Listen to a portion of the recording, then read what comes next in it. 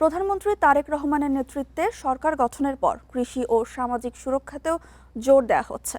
পাশাপাশি দক্ষ জনশক্তি তৈরিতে যুগোপযোগী নতুন শিক্ষাক্রমের উদ্যোগ নেওয়া হয়েছে। বিশ্লেষকরা বলছেন, এসবের পাশাপাশি আইন শৃঙ্খলা পরিস্থিতির উন্নয়নে সরকারকে সবচেয়ে বেশি জোর দিতে হবে।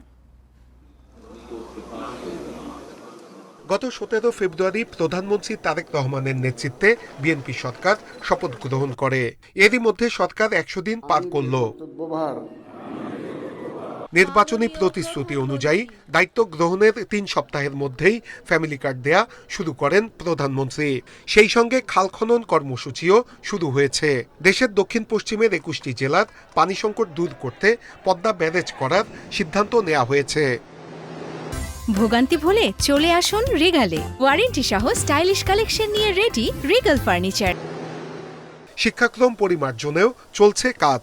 দক্ষ জনশক্তি তৈরিতে যুগোপযোগী নতুন শিক্ষাক্রম করার উদ্যোগও নেওয়া হয়েছে। রাজনৈতিক বিশ্লেষকরা বলছেন, সরকার সামাজিক সুরক্ষার কর্মসূচির ওপর জোর দিচ্ছে বেশি। বিশেষ করে তার ম্যানিফেস্টো বাস্তবায়নে খুব মনোযোগ দিয়েছে। সেই জায়গা থেকে কিন্তু বিভিন্ন কার্ডগুলো এবং খাল খনন এবং অন্যান্য কর্মসূচিগুলো দৃশ্যমান করছে। এই জায়গায় আমি দেখছি খুব অ্যাক্টিভলি কাজ করছে প্রধানমন্ত্রী অফিসটা। বিশ্লেষকরা বলছেন, রাজনৈতিক, সামাজিক এবং অর্থনৈতিক স্থিতিশীলতা বজায় রাখতে সরকারকে সর্বোচ্চ গুরুত্ব দিয়ে কাজ করতে হবে। সেই সঙ্গে বেকারত্ব দূর করতে নতুন কর্মসংস্থান সৃষ্টির উপরেও জোর দিতে হবে। প্রধানমন্ত্রীর কার্যালয় জানিয়েছে, দায়িত্ব নেয়ার পর নির্বাচনী প্রতিশ্রুতি ধাপে ধাপে বাস্তবায়নে কাজ করছে সরকার।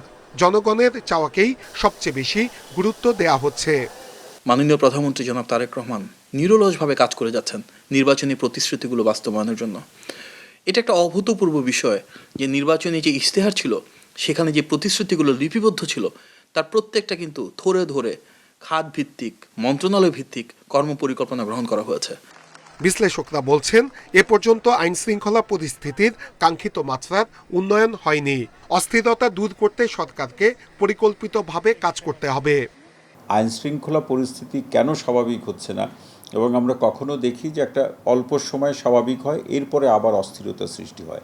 এটা কি কেউ উদ্দেশ্যপ্রণোদিতভাবে অস্থিরতাগুলো সৃষ্টি করছেন? সেটাও যেরকম সরকারকে খতিয়ে দেখা প্রয়োজন। সেই সঙ্গে ভঙ্গুর অর্থনীতিও পুনরুদ্ধারে সুনির্দিষ্ট পরিকল্পনা নিতে হবে।